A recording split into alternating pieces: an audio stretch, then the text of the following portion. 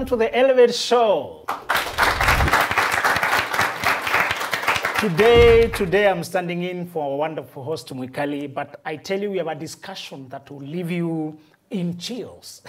The story we have today is one of the most inspiring you'll ever come across. Now, we're discussing how to break barriers through education. And you must have heard in our other platforms, I was discussing with the people the problem of marrying the only successful child from a poor family. The only functioning sibling in a dysfunctional family, you know. And, you know, we meet out here. When we're dating, we meet out here. And we don't carry our families with us. So you don't usually know who is behind me.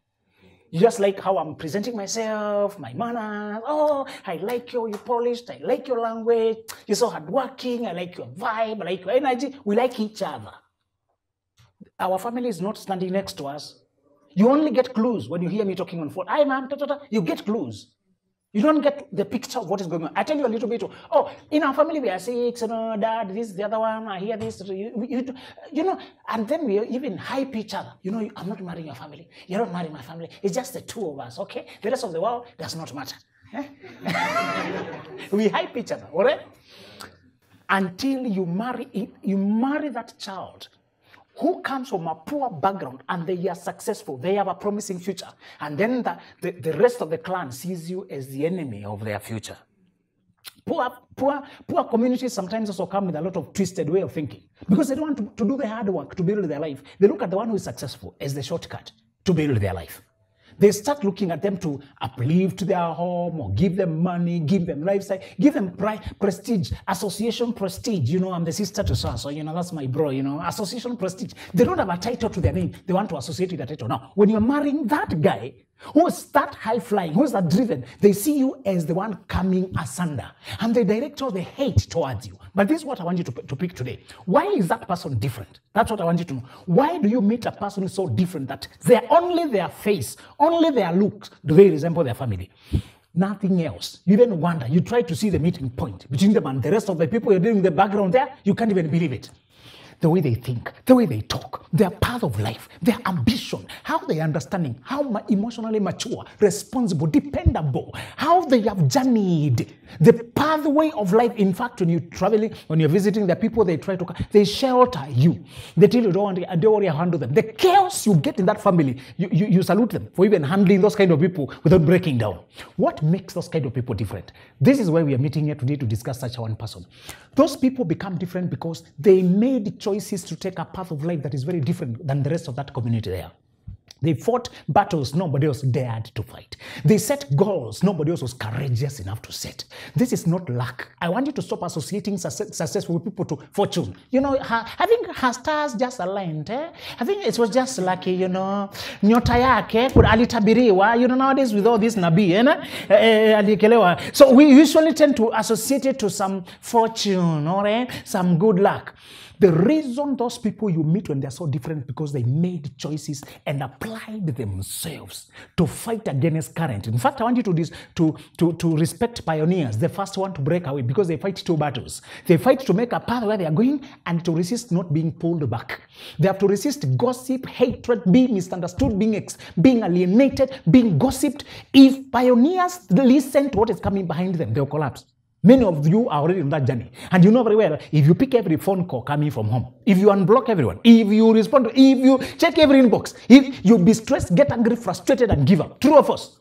The people you marry, when their families are not as successful as them, I want you to respect them for battles they have fought. In fact, the question I want you to ask them is, tell me how you ended up this way. Now, I used to know you're a graduate, you have this job. You know, I used to think you're just graduate. All of us, we are class of 2016. Okay, even you, you're class of 2018. Ah, wow, me too. But when you look at the battles they fought, you respect them more. So tell them, I respect you more for looking at where you come from. Tell me, how? How did you end up here? How do you think so differently? Why do you believe in yourself this much? How are you so different? Listen to their story.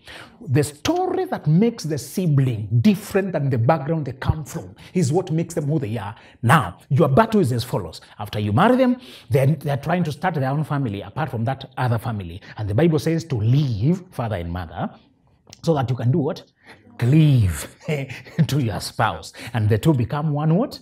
one flesh. But those people don't understand the Bible, live and cleave. They only think you are the one who is stopping the money from flowing. You're the one who is stopping the M-Pesa from coming so quickly. You're the one who is refusing them from coming to stay that holiday. You know, those kids who come, if you come from Kisiland, apparently, I think our guest will tell us. I had a classmate at a law school who came from Kisiland and told me when I'm the first cousin, I'm like the patron of all the cousins. So when they come to Nairobi, they stop over by my place and their parents call me whether the person has arrived, okay? So they're overseeing 70 cousins and this guy is only 20, 21. And whenever you're doing a wedding or job, anything, it's Mogaka being asked, uliona sister, they don't even say cousin, ni sister, brother, na ni baba mdogo baba. Even Bere have that language. Some of you know that, isn't it? So what if you come from that, you try to marry that person who is now the patron or matron of the large community like that, and now they're saying you can't come to my house, all of you, 20 of you to stay here. You can't come, I'm married now. You are the one they will hate. You are the one they put it on. Today, I want to give you a real life story of a person who has journeyed like that to show you how to respect them instead of just looking at your people are so toxic, I can't stand them. In that lesson, we said you should only marry that person when they have healthy boundaries with those people and they can protect you. If they leave you to quarrel with the mother-in-law, never quarrel with in-laws. You have no grounds with in-laws. They will insult you. You're nobody to them. Always remember that. Not cousin-in-law, not grandmother-in-law, not grandfather-in-law. Never argue with any in-law. You're only in-law. Okay? Some people call it in love. Stop deluding yourself. You're not in love with those people. You're in love with this one. Some of you are too fantastical. I'm never in love. No. In-law. Law. Okay? So, we are posing a question for you today. Assuming now, I'm hoping many of you are the pioneers. That's why you're so interested in these kind of conversations. And we're asking you, what's the biggest challenge you've faced in pursuit of your dreams? And how did you overcome it? What is the biggest challenge you've faced in pursuit of your dreams? And how did you overcome it? Our guest today is a person who did KCSE exams, listen to this, 3 times. A girl. Girls don't try that hard. They just try to get married, isn't it? Yeah. They just get a guy with money. Okay? Tafuta jamaa akona do. Itakusort. Women hardly keep trying like that. And she was not trying because she was missing 1 point to university. She was coming from grade D, Daudi Musalabani. You know those kind of grades? And she's trying to go all the way to C+ where you can get admitted. When she has no support, she's trying to get government support. And she keeps trying and going back. I know she looks calm. Strength does not always roar. Please help me welcome 26-year-old Naomi Kemunto. Before we go on a break, I want you to hear her voice. And men, notice the following. Sometimes virtue is silent. Welcome, Naomi. Thank you so much, Mr. Suzulu. So, yes, a little bit of how. Is it true you did KCSE how many times? 4 times. Oh, not even. You know, she said repeating 3 times. Me, I didn't count the first one. I could not imagine. I could not imagine. 4 times. Wow. Same school? The final attempt, I did it from a different school. But the 3, it was from one school. What made you try so many times? Why were you taken to a driving computer? You know, second floor colleges? Why were you taken somewhere? Okay. From where I come from, I had my elder sister who had scored C+ by then. Yes. That was 2013. At 2013, you could not have direct entry to university. So she went to parallel. Okay. It was so hard for my parents. I saw it. Wow. I knew if I would stay at home and tell them now this is what I have, take me to any course, they are going to tell me, wait for this one to finish. Oh, yeah. As I'm waiting, I have 4 other siblings from behind me. So I knew maybe my brother will finish. Yes, and maybe his grades will be better than mine. I see. He will have a chance, and I will be told, wait. You're right. At any cost, I was avoiding the waiting. Wow. Yeah. You opted to go back. Yes. 2013. Oh my, that's been a while, right? 2013, it's when my sister sat for her KCSE. And you sat the first one when? 2016. 2016? Yes. Oh, so she was still you're saying she was still being educated? Yes. Okay. I saw the difficulties. Her taking so many breaks because of financial problems. She could go 2 semesters, take a break, 1 semester, take a break. So I wanted to avoid that. Wow. Yeah. And you sacrificed to just wait and keep hoping. Yes. Hey, guys, you can hear the story, you take a note. And are you getting the footnote that you as a parent, now that we are the incoming parents, you should get the number of children you can educate, you know, without some of them having to rewind to wait for you, okay? We are going on a break, and when we come back, we'll go deeper into that story to know how Naomi managed to keep rewinding without giving up. See you shortly.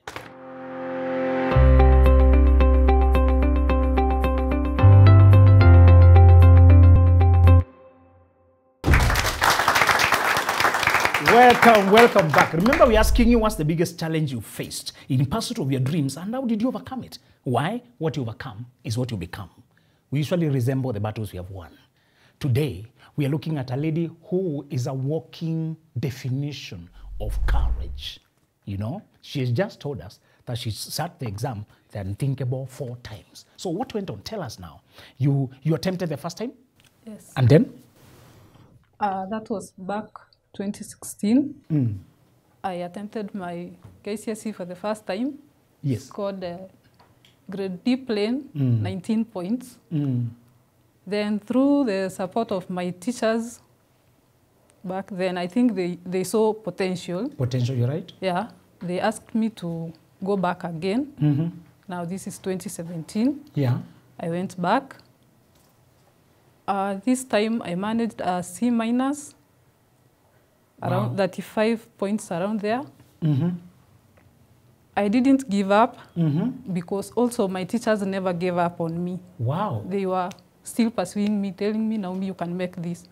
Do not give up. If you are a teacher, you can hear, you can shape lives, isn't it? Very good. 2018, I went back. Again? Yes. Wow. To the same school. Yes. This time round, I managed a C plane. Wow. I missed 4 points. Wow. At this point, I was almost giving up. Can you imagine that? But there is one reason that made me make the final decision of going back again, because at any cost, I never wanted to get married and be a parasite to someone. What? I never wanted that. If you wanted, you would have gotten married. Yes. Wow. Because from where I come from, it's not something that I think kitu mgeni. In fact, kufika form 4 it's already it's a big deal. You're right. In itself. You're right. So somehow mtu angefika form 3, pregnancy, mwingine unasikia ali drop out, she got married. Yeah. So I wanted to avoid being dependent to someone. Yeah. Every day, lunch, sijafanya my hair. You're right. I wanted to avoid that. Wow. So through the support of my teachers, bado, I remember this one teacher came home.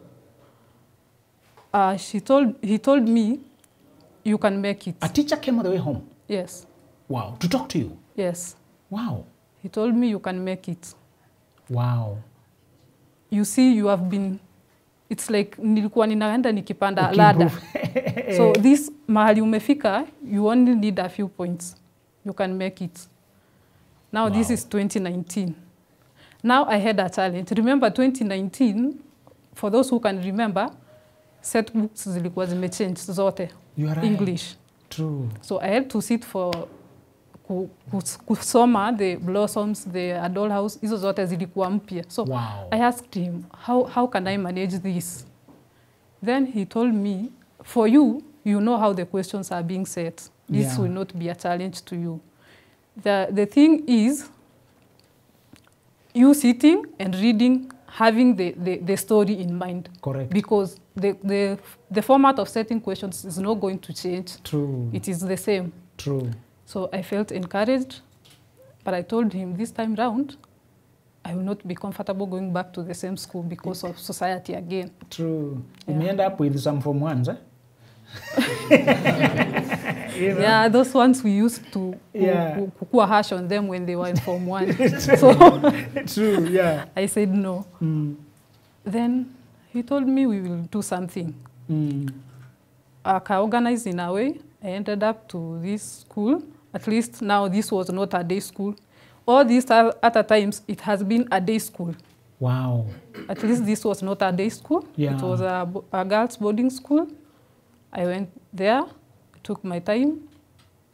At least for this time round, I managed a C+. Wow, finally. Whew. Wow. Which helped me join Murang'a University of Technology. There's something there that changed. You went to a boarding and you were able to perform despite a new obstacle, new setbooks. And you guys Yes. know how that was very unsettling, isn't it? Within a year, you have to cram all of them Yes. and understand all of them and be able to pass. I'm just wondering how that... do you guys get that sometimes when it's dysfunctional family and the child is going to school daily, they are part of the drama going on at home? Sometimes there's not enough food, people are fighting, there's anxiety, you are being discouraged. Olewa kama wenzako. You know, neighbors, they are saying wenzako, saying mimi niko na watoto watatu. You know some of your age mates you get married, mimi niko na boma, wewe bado unavaa uniform, you know? they will really mock you. Did you pass through that? Yeah. When you are walking daily and people are seeing you, kwani unamalizangi shule, and you know people don't... Did you get that kind of a thing? Yeah, I even remember the last time when I went for the last attempt, the last one now. There's this woman with a neighbor. She saw me in a school uniform and she asked, uliamua kurudi tena kwa uniform? You know, it doesn't sound like that when I say it in Kiswahili. So you can imagine it coming in Kikisi.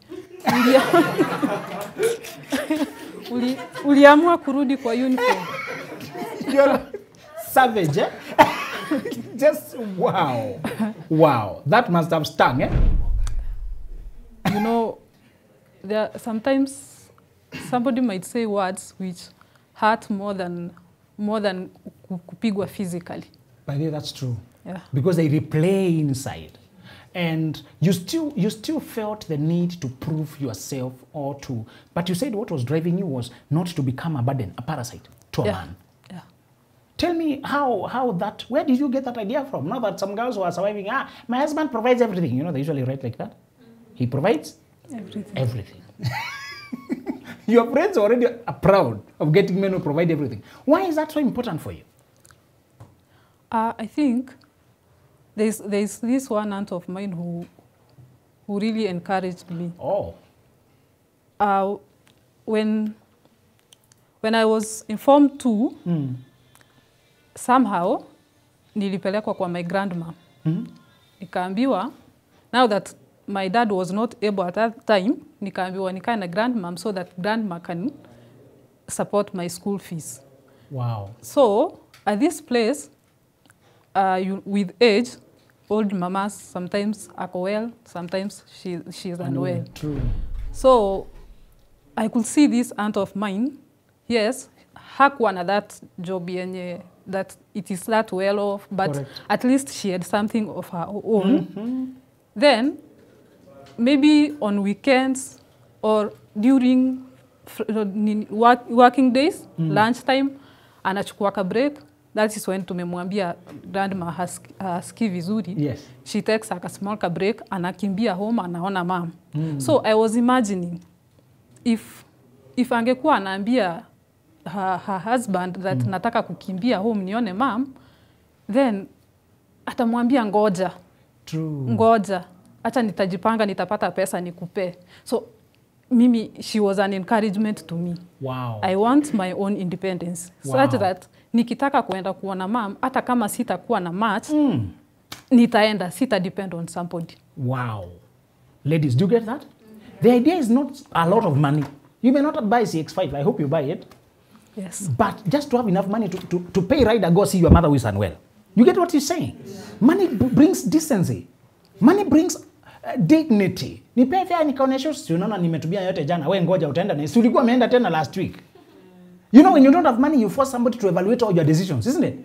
Money is needed for everything. I don't know how people risk, and she had a lot of sense, which is causing me to wonder, do you take time to display the better life to your nephews and nieces? Do you take the time to just call them, tell them you're doing this and that, to paint a new picture? Because in the village, you could only be the only role model. You may not pay the money. The auntie did not give this girl money, but she showed what difference a woman having money, and she believed it.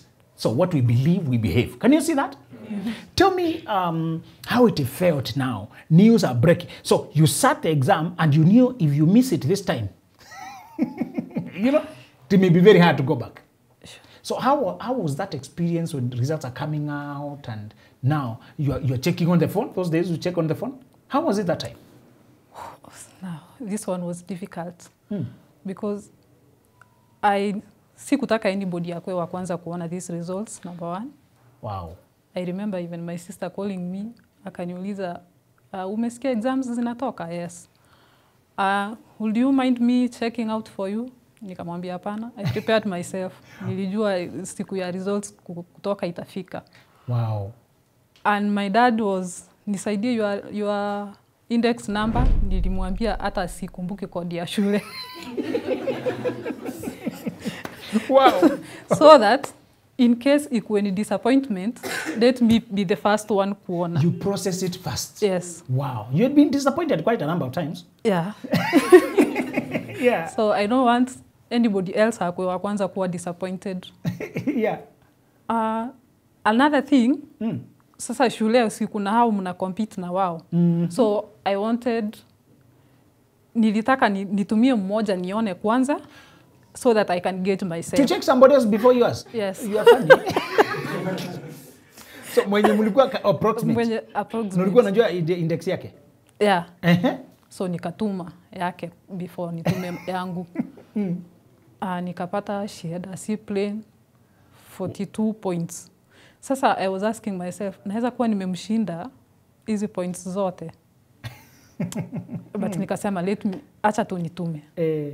And I made sure mahali niko nikituma that message niko peke yangu. Wow. Nikaenda sitting room, nikaona huko hapana, nikaenda nikaketi kitchen where kwenye niko peke yangu alone. You're right. I sent the message in a few seconds, ilikuwa imefika. Nikaona the first thing niliona ni 51 points. Wow. Hata sikutaka kuangalia anything else before, like. Which points start? C plus starts from how many points? 46, 47. Oh, you were way above that. Yes. Wow. Yeah. Wow. The excitement was overwhelming. Yeah. But lakini nilikuwa disappointed kidogo na math. But what did you get in math? Okay, I had a B plane. That's a disappointment. No, I expected higher than that. Wow. Yeah. Did you want to pursue a career in math? Yes. Wow. Yeah. But B is still strong. Yeah. Very good. So from there you break the news now. Yeah, to my grandma first because yeye ndo tulikuwa na yeye. Oh, yeah. Then I called my mom. Yeah. My dad sasa nikamwambia. So now did you start imagining courses? Had you been imagining of university? Did you have a design of which degrees you would like? You know, many of us just take what we are called for. When you are feeling them, you have not yet. I don't know why they ask us to choose courses before you qualify for them. Yeah. So you are not even there mentally. So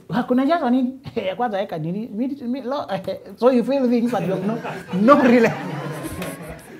no relationship with. You know, there's a boy who went to Form 1 and he said he wants to be a doctor. Because he had not studied and he had not faced the subjects. But that 1 year Form 1, by the time he goes to Form 2, he has faced it. He lowered down a little bit. Let me become a nurse. Form 2, he went akangangana choice subject selection. Akasema siku nyingine mnaitanga nurse assistant. So you know what? By Form 4, he was a patient. Anyway.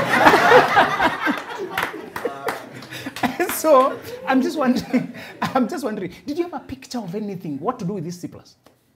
You loved math, but what did you want? Okay, in my mind, I wanted to be a teacher, math, Oh, a teacher. business. Yes, Math business. yes, Wow. that was my passion at that time. Could it be because there was a teacher who used to inspire you? Were they teaching math business?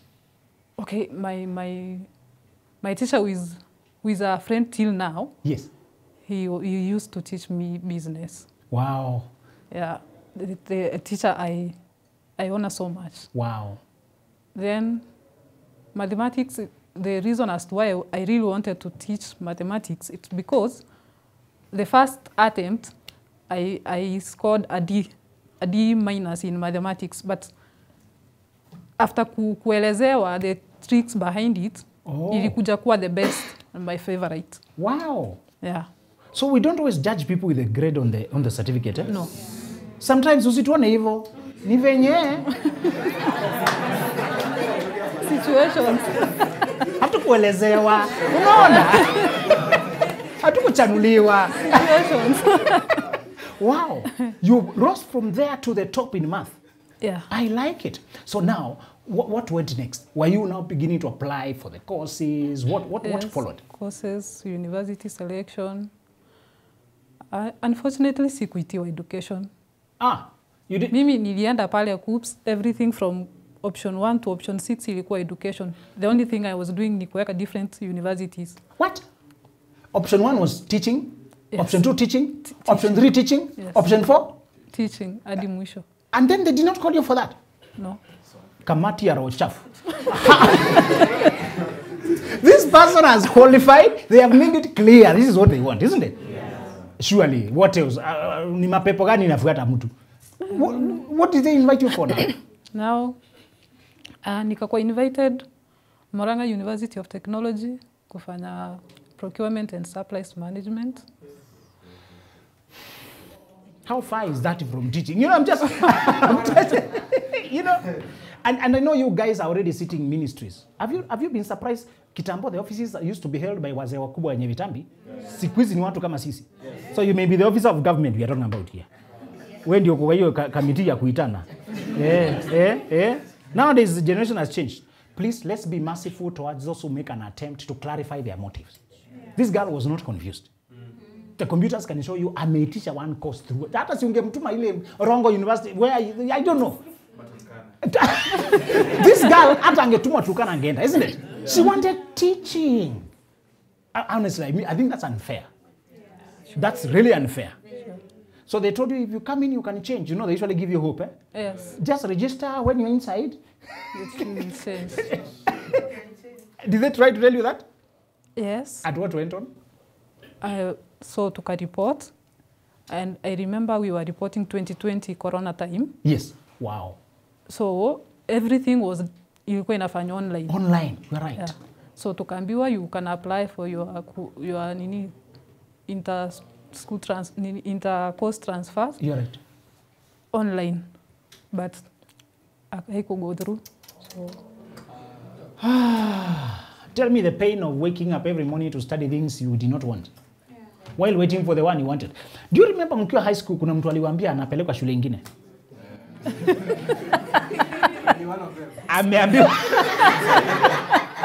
Ameambiwa kuja hapa mzai akiorganize. Msimuone tu hivyo. Anaenda Nash. Nyie mko klasi yake. Kuna venye tu yani cheki yani wewe kaa mbali kidogo Alafu form 1 ikaisha. Form 2 ikaisha. Watu wa transfer. Form 4 unafanyia hapa. So we are just highlighting the pain of not being settled, and yet your life is passing with finality. This girl had worked so hard. Surely, let's try to be humane. Even if you're working for government, because I notice people work for government don't have personal responsibility. They just work because nobody will come ask them personally. Try to be merciful towards real human people like this one. When you see that she has clarified what she wanted, and I hope some of those who do the KUCCPS will hear me. Go out of your way to help those who have clarified that. Most of us, when we apply, we are confused. We apply unrelated things. Like me, I had applied law, I had applied teaching, because everybody must apply teaching for security. Remember that? Permanent and pensionable, you know? I secretly hope I don't get called for teaching because I think I can insult students. You know, sometimes you should know yourself. Nikikufunza mambo na hujashika. Don't have the patience. So, if somebody has gone out of their way to say number 1 to 4, I want teaching, surely, even if you're not authorized, just tell the director, this person has clarified. Please, let's just place them where they want. The rest of it, I applied industrial chemistry. What is that? Me, industrial chemistry. Just try to imagine. The other one, analytical chemistry. Because I liked chemistry teacher. Is there a relationship? You know, when you are gifted in something you can score. I scored A's in those sciences, but I have no energy in them at all. When you are doing experiments, physics ilinishinda because hako kakitu unapima kalienda. Unajua ulikuwa unaambiwa time, udrop na kakifika hapa, kangu kakapotea kaenda chini ya loka katoka nje. So some of the sciences were not in me, but because you passed them. Oh, Naomi, I'm just imagining now, year 1, you're waiting for the change, does not come. What happens to year 2? Sasa ilibidi ni accept. At what point did you accept? 1.2. 1.2? Yeah. You are quite fast in adjusting. So the names of the courses now, what they train for, you know these courses are like pathways, eh? Yeah. Nowadays in this, they're using the term pathways. Please try to find out the pathway for your child. So did you find yourself somehow? Did you find any talent, any interest, curiosity, the courses they are teaching? How did you bring your energy there? Okay, nili accept haraka because it is somehow business related. Oh, so at least. Yeah. Nili adjust nayo. Nikaendelea. Somehow after siku manage kufanya exams za 1.2. Because of? Financial struggles kidogo. Again, yes. Were you at a government sponsorship? Yes. But it delayed? Sasa unajua hawalipi yote. You are right. Yeah. So I took one academic year leave. Wow. At this time nikasema no going back home. True. I'm not going to sitarudi home to get in a mom. Wow. Eti nimeteka academic leave, no. Now go move in na boyfriend? No. Okay. You know girls. Haki babe, imagine. Maybe nilifanya sitaki kwenda home na mzai. Unaonaje? Na hivyo ndivyo tulianza life.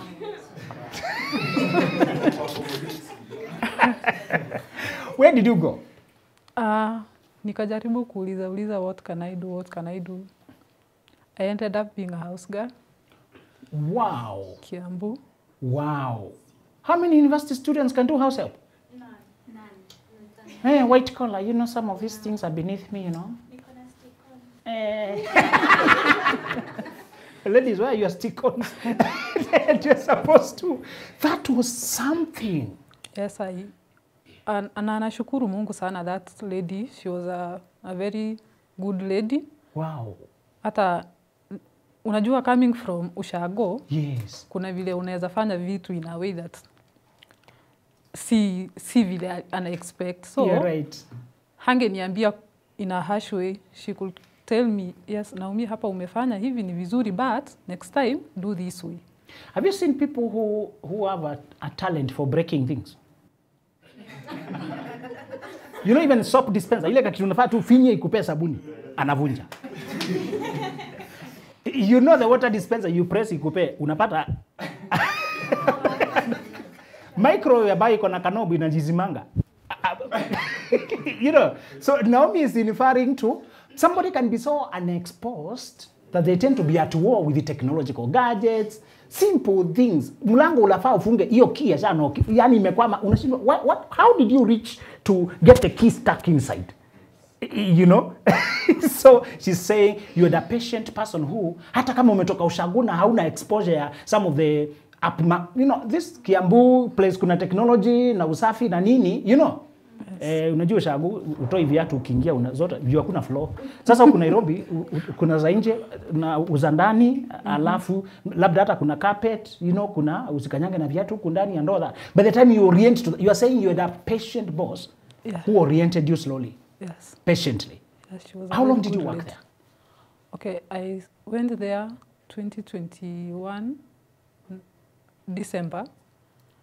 Nikarudi shule 2022 September.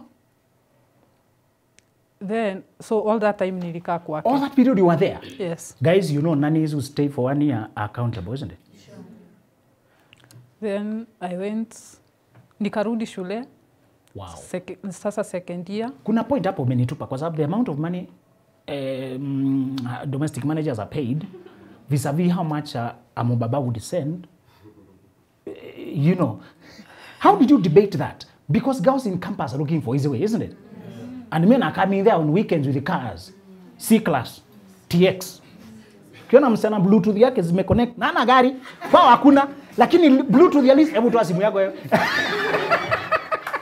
Bluetooth list, TX, E-Class. Shiro. How come ukubebwa na mubaba na TX? I think kulelewa, my mom, however much she's hana that much money ama nini, she really taught us values. Wow. Yeah. Wow. Mommy taught you morals. She did not have much money, but she had morals. Yes. Wow. Because the kind of jokes I'm seeing online nowadays. Niliona best yangu ameposti mubaba wangu, nikalia asubuhi yote, kushtukia ni baba yake. Yani, you are dating your friend's dad and now it's a joke. The moral fabric has disappeared. There's a verse in the Bible that says when the foundations are shaken, what shall the righteous do? When insanity becomes the normal, what shall the sane people do? There's a guy who wrote a book called How to be Sane in an Insane Generation. You're saying you took the hard route of earning slowly. When you are doing a degree, kuvumiliana na mshahara ya domestic manager takes a lot of humility. Did you save money? Did you have an account? Did she keep for you? Because tumesikia watu wanaenda Saudi na anatuma nyumbani ajengewe, awekewe. Ama nyumba ijengwe. Akikuja nyumbani, anaambiwa hata wewe ni wangu. Wewe na pesa yako nyote ni wangu. Okay.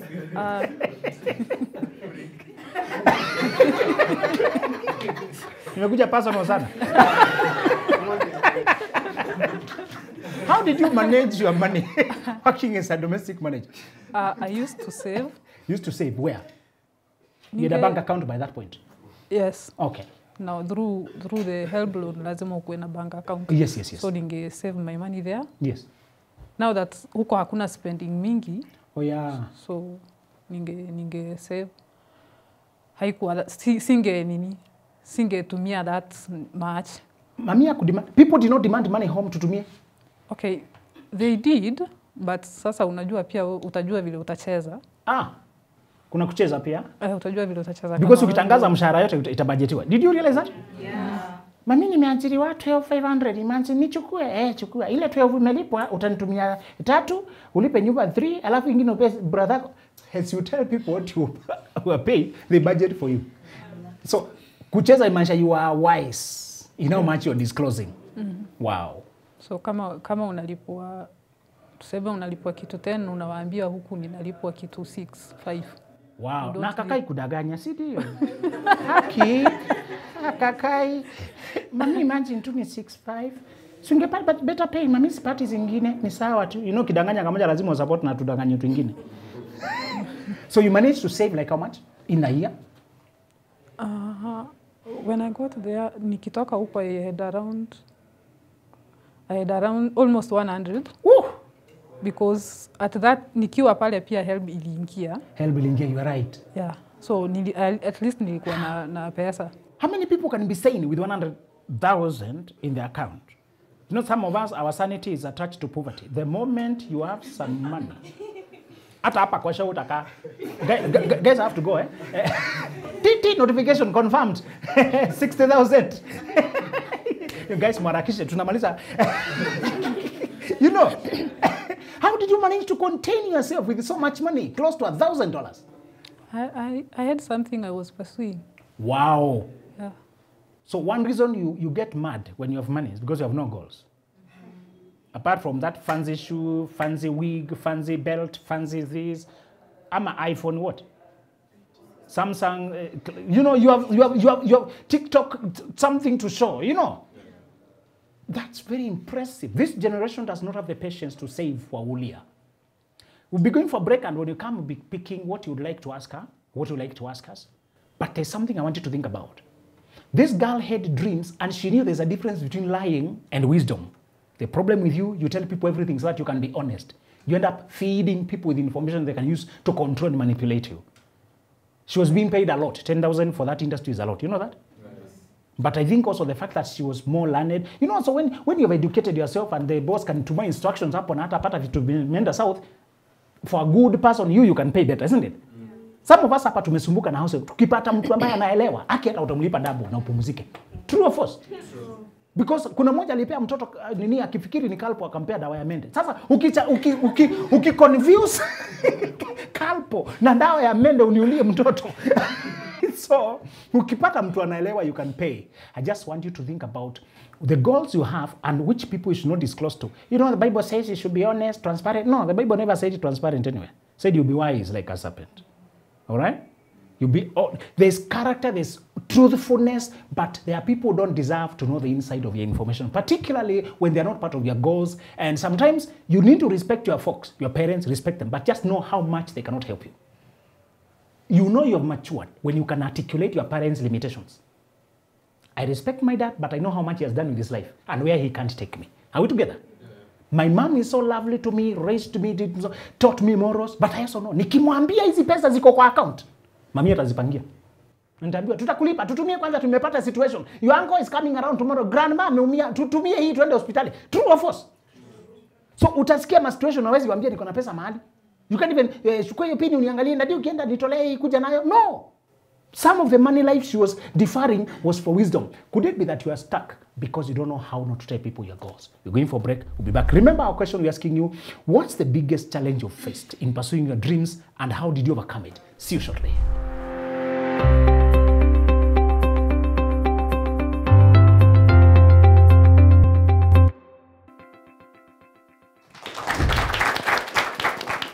Welcome back.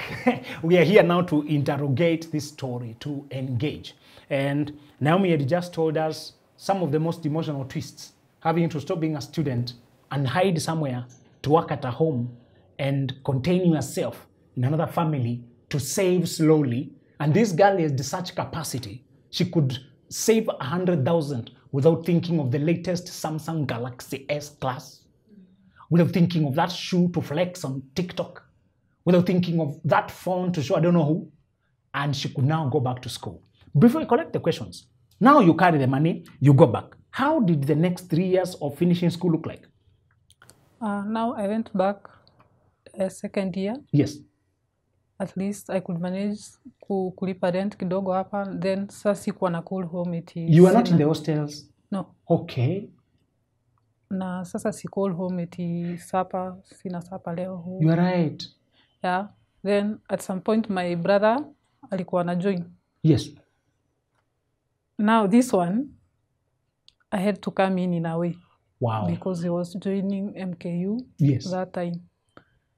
Now, no, unajua sasa the only thing I know that will make a difference in our home is education. So here I have to come in. Wow. Because of the education he's going to study. This girl is sober thinking. To Can you hear that? Yeah. She's saying the only thing that will make difference in our home is what? Education. Not rich husbands.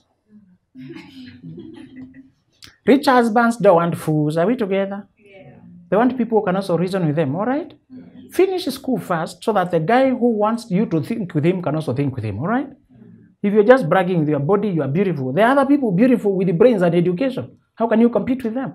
Make sure your head has something that you can put on the table. Are we together? Thank you very much. Yes, so you helped. Yeah, I came in for him in a way. Then now after second year, we are going for another long holiday. Long holiday, correct. Yeah. And now I'm not going back home. You were not for going back home? No. You're not the type to girls, take note. This girl is trying to hustle, isn't it? Yeah. Mm-hmm. And somehow this Kiambu lady, wakakosana na the lady who went there after nimetoka. Yes. Yeah. I went back. Wow. Yeah. So you did another how many months? Now this is 3 months. Wow. Yeah. So tukarudi shule. Na pia sasa at this time pia I could support myself throughout that year. You're right. Now sasa after that year you go for industry attachment. Yes. After industry attachment, now for the year. At least for the year, at least I had something kidogo, na sasa boost ya parents kidogo, na my elder sister, I managed. You managed. Yeah. When did you graduate? Last month. Oh, congratulations. It's just so fresh. Clap for this guy. You are a graduate now. Yeah. After all these battles. Yes. How does it feel? Did it build your joys. confidence? Do you feel now like you can tackle bigger things in life? How does it feel that you see the degree there? Seeing it. First kuna hiyo tunaambiwa huku nje ni kutafu, but I trust the Lord. True. I trust the Lord. And I know that better things are yet to come. And I'm ready to fight. So she has used the language many of you are familiar with, trusting the Lord. Many of you, after you trust God, you don't want small jobs like house help. After you trust God, you have no patience to save small. You want miracles right now. You can trust God and still go through storms. That's what she's saying, isn't it? Yes. Let's pick the questions. I will start with you. Please, you can tell us your name and what's your question. Hello. Hi. I'm Divine. And You're Divine? yes. Wow. Do you feel it? You know, some of you are too earthly, eh? Yes, Divine. And my question is, what made you like keep on no matter the bad word, bad mouthing and stuff? What kept you moving forward and kept you from being swallowed? Let me call it being swallowed by the people who were surrounding you by that time. Every time you kept going back to redo your KCSE. And to combine it, Yes. You mentioned you worked as a housemaid. Or is there anything that shaped your life so far from being a housemaid? You know, so many of us hate that work. Like, mimi niende nikakue, unaona? So, like, ikukwe discourage anyhow, na plus tena, if I may ask, venye sasa umekuwa all that challenges, in all those challenges, what made you like see your life differently from now? And congratulations for being a graduate. Thank you. Your first question, what kept me going in spite of? Not getting swallowed in the stress of it all. First of all, nilisema sikutaka hiyo kuenda kudepend on someone. Then my teachers, they really encouraged me. So I could ask myself, kama hadi mwingine hadi amekuja hadi home kuniambia you can make this, you can do it. At times hata nilikuwa nawaambia, I remember when I went back 2018, niliwaambia my parents hawatakubali kunilipia tena because sasa ukirudi una have kujilipia hadi the registration fee. Nikawaambia hawatanilipia tena, but waliniambia we will contribute for you. What? Yeah. So please, shout out to encouraged. those teachers. You're right. Shout out to them. So hiyo ilikuwa inanifanya niseme no, I cannot disappoint them. They are seeing something. Yeah, they are seeing something in me. And now that niko na something I'm chasing and something I want to avoid, na pia hao sitataka kuwa disappoint. Yeah. What about what you learned is that job of, by the way, were there small children in that job you did, domestic manager? Kulikuwa na mkubwa and the other one alikuwa grade 2. Okay. By that time. Okay, uko what I learned, nililearn that unaweza kuwa a good boss to your house girl. Wow. You can be a good boss. And I also learned, you as a house girl, unajisahau. In a way, kama unataka upike 7, na your boss anataka upike 3, we pika 3. You are right. Yeah. Wow. Kama boss anataka huku kukue kunaekwa hii inaekwa hapa na wewe unaona ikiwa hapa ni better, you do as the boss wants. No, sasa hapo si wewe. Yeah. That's when you man out to append your job. Nataka nifanye penye naona, eh? Your third question was about what?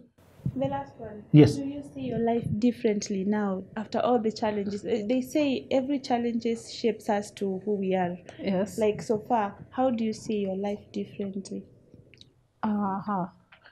Okay, I see my life differently because throughout the years nimekuwa campus, I have learned a lot outside books. Nimelearn to build my self-confidence. Yeah. Nimelearn pia to trust on God. And by the way, are you single? Yes. Guys, take note. Who did want such, a builder? Anyway, I love that. So thank you very much. I'll pick the second question from Kananu. All right. Hi, everyone. Hi. This is Mrembo Mcheshi Kananu Catherine. Naomi, you are a true definition of a strong woman, a resilient woman, a persevering woman. I'm so inspired by all that you've gone through and now you've made it in life. Congratulations. Having been given powers to read, because when you graduate now, that is when you are now given powers to read. And that brings me to my first question, whether you are thinking of pursuing more in education. Like umefika mwisho, ama maybe there's something that you may want to pursue. And then the second question, what is this one thing that you did through all that you went through? That one thing that you did, you can do it now, you can continue doing it, and you can even encourage another person to do it. Very good. If I'm thinking to pursue education more, right now, my passion, since nilitaka sana kuwa mwalimu, somehow my passion has changed to something else. With the help of Mr. Zulu, utanisaidia kujua how can someone become a coach, a life coach. Oh, yeah, wow. Now that at this time naweza funza watu different things apart from zile tulikuwa tunafunzwa shule. True. Like resilience, isn't it? Your story is already an inspiration, isn't it? I like that. Yeah, in school we were used to kufunzwa how to kuchanganua sentensi. Kutumia matawi. And who is the persona? Sijaona zikitusaidia yet. We are fighting low self-esteem. We are fighting fear. Financial struggles, yeah. That's true. We are fighting some big issues. True. Now, if I could get someone to be like my role model on this, I think I passionately pursue this. Wow. Yeah. Wow. Yeah. Yes, nowadays Africa knows about life coaching. That is so good.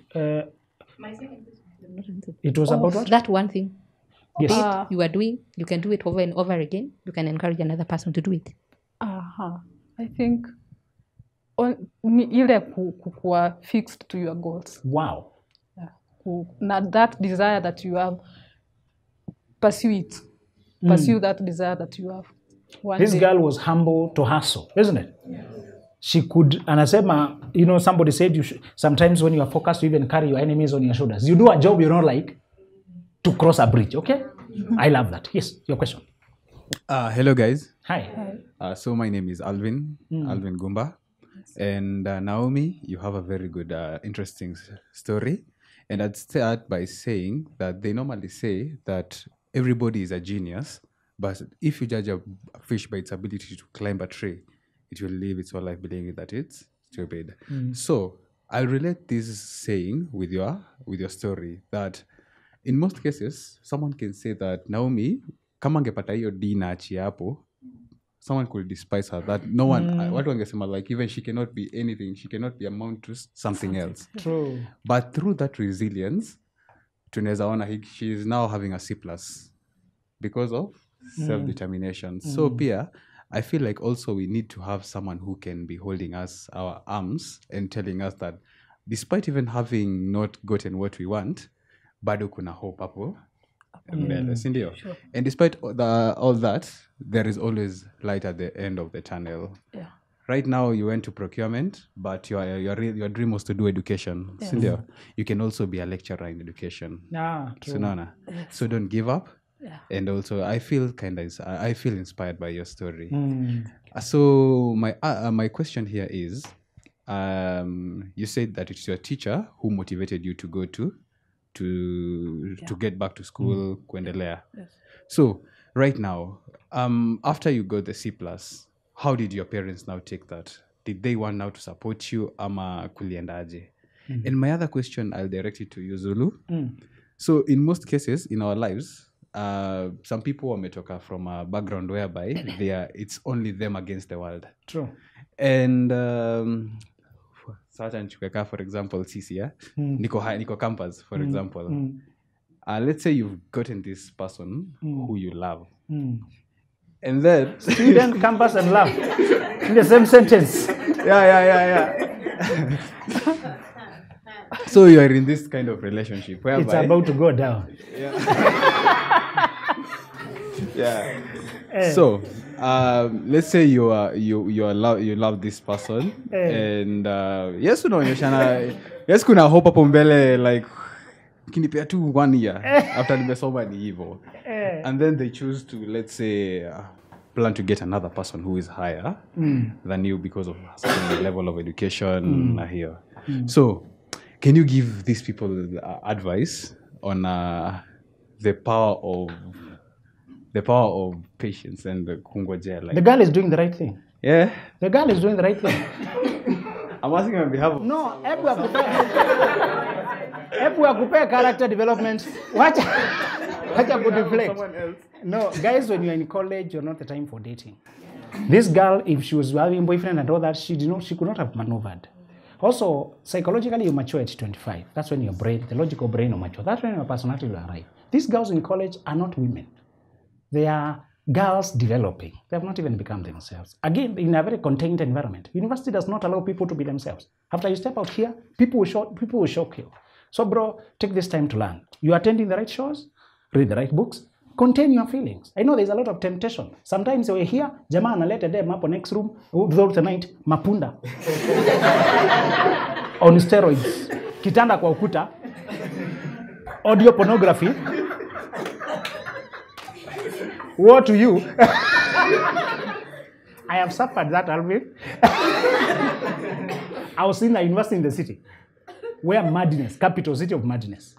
Actually, weekend we had to do exodus. Ukimbia ukajifiche rudi Monday. After madness imetulia kidogo. So bro, I understand, but take your time. I don't encourage men to date before they're at least 27, so that you can date a woman who's 25. Hii mchezo unacheza hapa, you'll be broken heart until when the right lover comes, you can't love anymore. That's what you're risking. So you utavunjwa at the wrong time. Sasa when the right time comes, hata huwezi penda. So let's go to your question. Avin, umeshika swali Avin, eh? Yes, please. Remind me your question, please. Oh, my question was, after you've maneuvered all that, Sasa you've gotten from a D. Remember, your parents will not supporting you. After you finish, how did they take it? Yeah, Are they now she passed the exams and now she's going to university. Perfect. How did they approach that situation? Yes. Okay, sitasema that hawakuwa that support. They were walikuwa wanataka kabisa nisome. In fact, my dad encourages us kusoma. Lakini sasa it's because ile uwezo wao ilikuwa kidogo at that point, but they were happy, and even now they are happy for me. Wow. Hello, my name is Boniface Mlinge. Yes, Boniface. And Naomi, just like the woman in the Bible, nazasema ni courageous mbaya. So my question is, umerushiwa malines, umesikia? Ushalinganisha na ule na Bible mwanzo. Wewe ni courageous mbaya. So my question is, ushai face depression during hizo time, like ulikuanga una repeat cause naweza imagine, najua bado tukiwa high school tuko na ile utoto. So utapata kuna students wanasema maybe Naomi ako tidy high jua malizangi shule. Oh no. Wewe bana, acha kutumia real examples. Mchongwano imefika. Yes, but that's my only question. Can I face depression? Yes. Back then, hata the word depression was not that common. So, but kuna hiyo feeling. Honestly, kuna that feeling. Kuna that feeling like una feel at some point nilikuwa na feel I wish kungekuwa na something cloud kanifiche watu wasione that I'm going back. You're right. Lakini nilikuwa tunaji-encourage nasema kama hawa walimu, you know, nilikuwa naangalia hawa wenye wana criticize hawajafika kwenye ninataka niende. You're right. Hawa walimu, they are higher than me. And they are higher than the society yenye ninaangalia. Correct. They are still encouraging me. Correct. So heri ni wasikize. Wow. What is your parting shot to that girl or that boy who is facing the circumstances you faced? And now you are here on top of the game, at least now you're a graduate, you have reached adulthood. You know childhood imepita. Yani mchana, time is moving. She's no longer a child. She's 26. She has a degree. The story has permanently changed. What would you tell those young ones? My parting shot to such young ones, let your desires be stronger than the criticizers. Wow. Let your vision speak loudly in your mind, other than anything else. This guy can be eloquent also. Your vision speak loudly in your mind, more than anything else. You can make a real life coach. It's not about just the eloquence, it's the energy. You see, she's very steady in her mind. She's very level-headed. Majamaa mkumbuke kwa mtu anaweza save pesa. Sawa? Simesikia mimi save 100k. Bro tu tusiana kwa campus wache sawa. Grow fast. Ukuje uone mtu akona story of self development na alijicontain. Sio body count ametoka nayo university. You know those girls are coming out with the body count. And the demons. And abortions. You know. She has come out with a CV she can share. All right? Not somebody who has been boxed because of leaving the boyfriend, cheating, this one, the other one, and then she's coming here with the pieces of heart that ukitaja kitu unamkumbusha ex wa pili, ukitaja kingine unamkumbusha ile ex wa tatu, ukitaja hiyo unamkumbusha ile ex mwingine. Akona so many exes. Whenever you see exes, make sure that's a clue. You know exes, eh? That's a clue. All right? Just to tell you guys, this is my parting shot to us. Sometimes parents may not hold you up to where you want to be. But your willpower, where there's a will, there's a way. Sometimes you call things that are not as if they are. This girl called out the vision. She wanted to be independent. Now, if she goes into relationship, into marriage, and she can command a few monies here and there, that guy will have a more peaceful life. Because she's not asking, "Nitumie 300 kudango yangu ameanguka njia ya Moratina." Mi wanasema zile mahitaji iko na aibu dogo dogo. Ndio kuna mahitaji iko na aibu dogo dogo. Sure. Mami amekwambia anakuja thamos yake imechukuliwa wanaenda ku auction hajalipa 3,000 ya chama. Kiatu kuku zinachukuliwa. You know, wewe nitumie 3,000 haraka mami ameingia kwa shida kuku imebebwa. When you have small money you can secure your dignity. Pesa ni kama nguo. Money is like clothing. It covers your dignity, covers you with warmth. It also allows you, sometimes, have you ever been starving, umetoka kwa job kaa hii, alafu uko na njaa. Na una pesa, unaingia kwa kisirani. Unakumbuka? Kitu ya kwanza ni kisirani. Hata ujue unakasirikia na soja akikuuliza, "Umetoka wapi?" "Nimetoka show, hujaniona." You know, pesa inakuprevent hata wewe kukasirika ovyo ovyo. Watu wengine si bad tempered, ni vile wako empty pocketed. Sawa? Sometimes si eti unakuanga short fuse. Mimi nakuanga short fuse. Usinipite hapo ni vile uko broke. Mena vile masongo anakuanga tu calm. Wakiendesha magari kubwa hawakusukumi kwa pedestrian crossing. May notice hivyo. Jamaa wa kanduthi na probox ndio unafaa umuote vizuri. Lakini jamaa wa Range Rover anasimama mbali. Anasema, "Hey, si msenje na time yake kuna value kubwa. Mbona hata ananiambia nipite, hata anakupisha njia na ameendesha kiteni." Unauliza, "Nilikuwa nashindwa how come na ninafaa kuwa na haraka?" Nikakuja kujua kuna venye pesa inakutuliza tu yani unacheki. Na tulisema ati mgeni mheshimiwa hata kwa harambee achelewagwi. Ni nyinyi mlikuja mapema. Unaona? So hata kama anaenda kwa harambee, si eti amechelewa. Ni wengine ndio wamefika mapema. Na akifika ndio function sasa ina mlipa nyimbo, mkafanya hii. Sasa ndio tunaanza officially mheshimiwa amefika. When money speaks, nobody checks the spelling. You remember that? Yeah. This girl has some money now. She can walk, hata haogopi. Kuna mama niliona akitembea supa na mtoto na amemshika mikono yote. Hata nikajua ni pesa ana. Kwa sababu anaomba kakisika itavunjika. Haambiwa alipe. Anakasirika. Sitaki kupunish mtoto hivi. Si carelessness lakini when you have some money you have confidence, okay? Yeah. Wanaandikanga hapo, if it is broken, consider it sold. Umeona? So hata kama ni glasi ya 500 na amevunja ni sawa tu. Just to tell you, emulator example, set your vision of independence or whatever matters to you according to your background. Pursue it and don't sell your soul before then. Thank you so much. That was the Elevate Show. Our question was, what's the biggest challenge you faced in pursuit of your dreams and how did you overcome it? Guys, you are so wonderful. Thank you for keeping this engaging conversation. Our guest Naomi, that was so wonderful. To echo Boniface, manze ule Naomi wa Bible. Kuna venye tu muna resonate. Guys, nimepewa malines.